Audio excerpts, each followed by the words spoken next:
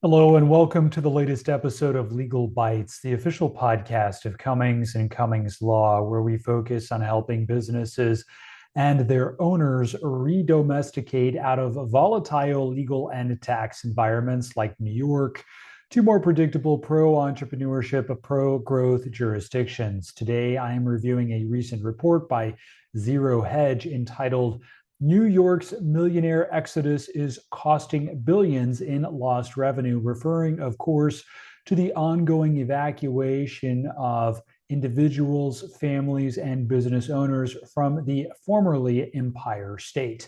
I will then conclude by explaining how small and medium sized business owners can use New York law to their advantage to relocate their company out of New York State or out of another jurisdiction to a new state while keeping their federal employer identification number, contracts, and bank accounts intact. But first, a brief introduction. My name is Chad Daniel Cummings, and I am an attorney and certified public accountant serving clients in matters of business, tax, and commercial law. I am Chief Executive Officer of the multi-state, multi-attorney law firm Cummings and Cummings Law. And in addition to my day job, I also teach business and tax law at the university level. I hold 4 degrees, including 2 law degrees, as well as a bachelor's degree in accounting and a master's degree in taxation, in addition to 12 professional licenses and certifications spanning accounting, tax, audit, financial planning, and of course, the law. My firm website is www.cummings.law. Now on to business. New York's shrinking share of the nation's millionaires cost the state almost 11 billion with a B dollars in lost personal income tax revenue in a single year. That is the finding of the Citizen Budget Commission, a nonpartisan fiscal watchdog published in July 2026. New York's share of the country's millionaires fell from 12.7% in 2010 to 8.7% in 2022, the steepest decline of any state over that period, and the numbers are dropping further. Had New York maintained its 2010 share, the state would have collected an additional $10.7 billion in additional personal income tax in 2022 alone. The top 1% of earners pay approximately 45% of all state income taxes in the Empire State in any given year. When those earners leave, and they are leaving, nearly half the income tax base leaves with them. The head of the tax foundation stated it directly. New York's revenue is highly reliant on high earners to stay in New York, and that has been a challenge in recent years. His colleague noted that New York currently ranks last in the nation for tax competitiveness and asked the question that the data implied, which is Wall Street is the golden goose, but for how long? If you have watched recent episodes of Legal Bites, you know that Wall Street is leaving Wall Street and is making haste towards Texas and Florida, among other locations. Mayor Mandami's response to this environment was to stand outside Ken Griffin's $238 million Manhattan penthouse back in April and film a promotional video for social media announcing the new pied-à-terre tax, which I covered in yesterday's episode of Legal Bites. He declared that when he ran for mayor, he said he was going to tax the rich, and now he is making good on his commitment.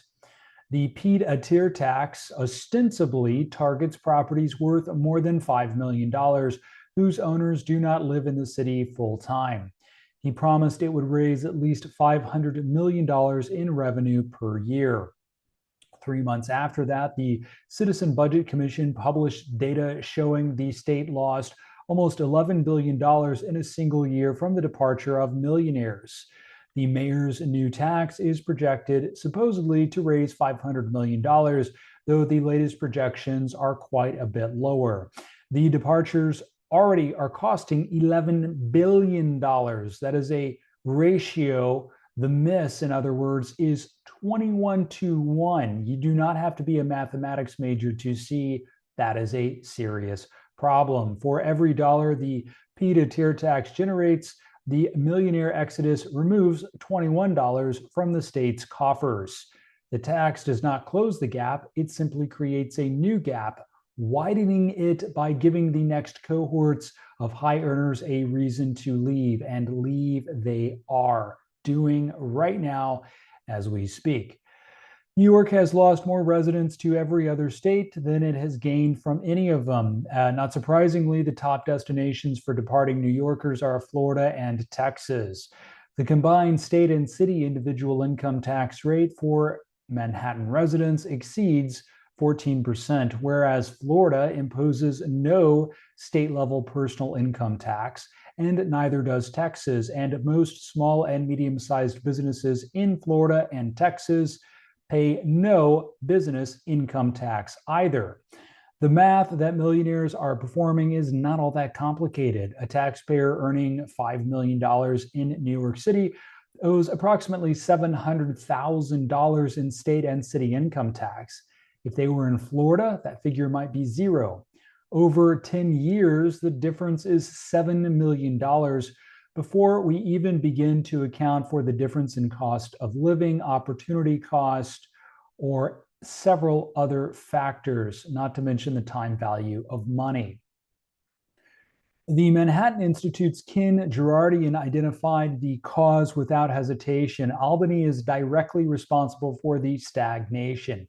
Former Governor Cuomo, love him or hate him, raised income taxes on high earners during the pandemic. Medicaid spending is on pace to reach almost $60 billion by the end of the decade in New York.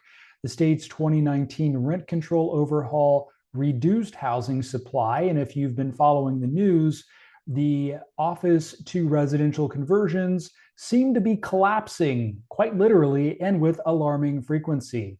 The state's green energy mandate raised energy costs. Every policy has a cost.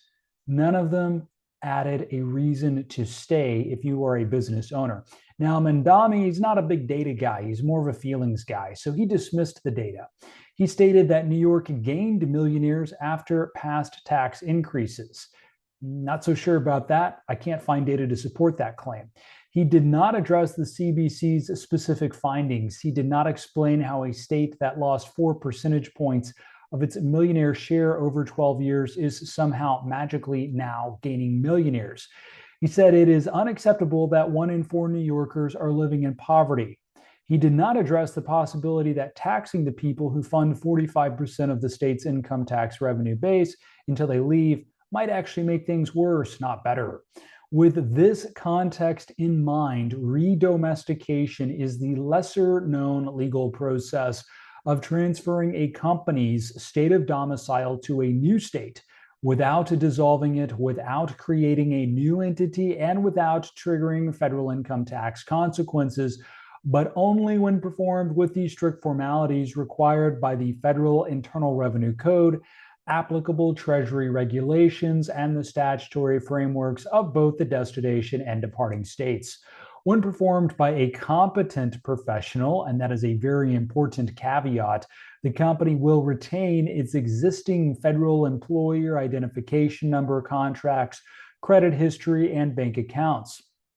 That is to say, there is zero operational or financial disruption, but only if you get it right the first time.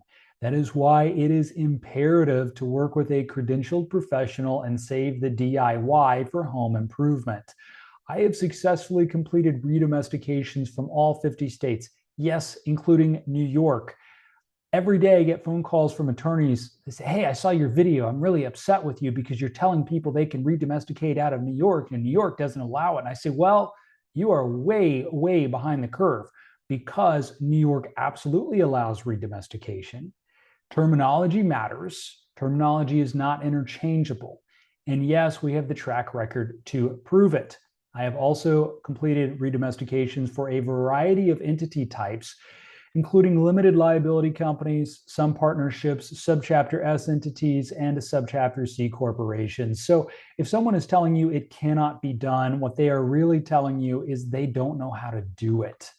Now, foreign entity registration is not the same thing as redomestication because foreign entity registration, also referred to as foreign qualification, does not, repeat, not change the company's legal domicile. In fact, it does the opposite by keeping that entity in New York indefinitely and merely adding another layer of compliance and tax obligations in the destination state, leaving you anchored to the state you thought you were leaving. Meanwhile, a traditional merger, which is also not the same thing as redomestication, creates a new distinct entity in the destination state, may and often does require the issuance of a new federal employer identification number, and can trigger serious tax problems. Finally, dissolution should not enter the topic of conversation at all because dissolution terminates the company. It is the legal equivalent of the death penalty for the company. That's not an exaggeration. Dissolution is a going out of business maneuver, not a relocation mechanism. Dissolution is often a taxable event, and when performed incorrectly, can expose the owners of the company to unlimited personal, yes, you heard me correctly, personal, joint, and several liability for the company's liabilities, known and unknown. That is because the so-called veil of protection no longer exists because the company no longer exists. If you think dissolution is a cost-saving mechanism, you are in for a rude awakening. And if you have a so-called professional suggesting dissolution as a relocation strategy, please seek better advice. Redomestication, when paired with a change of personal residency and this is an important and, a reduction or outright cessation of business operations in New York, can reduce or even eliminate state tax exposure there for the entity and its owners. Don't take my word for it, ask your CPA. And if you get a blank stare from your CPA, well, it might be time to work with somebody more experienced. Now is the time to consider acting before the State House in Albany considers changes to New York law to hinder or even eliminate the possibility of redomestication. If you have questions regarding potentially redomesticating your existing LLC or corporation out of New York or out of another state, please use the link in the description for more information on this intricate process and to schedule time for you and I to speak one-on-one about your specific scenario. Again, my name is Chad Daniel Cummings of the firm Cummings & Cummings Law, and I hope that you found this information informative. As always, the information in this presentation, like all of my presentations, is necessarily general in nature. It is not legal or tax advice, nor should it be construed as such, because that advice definitionally must be specific to a particular set of facts and circumstances. Should you have any questions regarding this information or the content of any of my many earlier presentations on these tantalizing and timely topics, please visit my firm website at www.cummings.law, not .com, but .law, to schedule time for a consultation. I look forward to that opportunity to speak and perhaps even work with you very soon.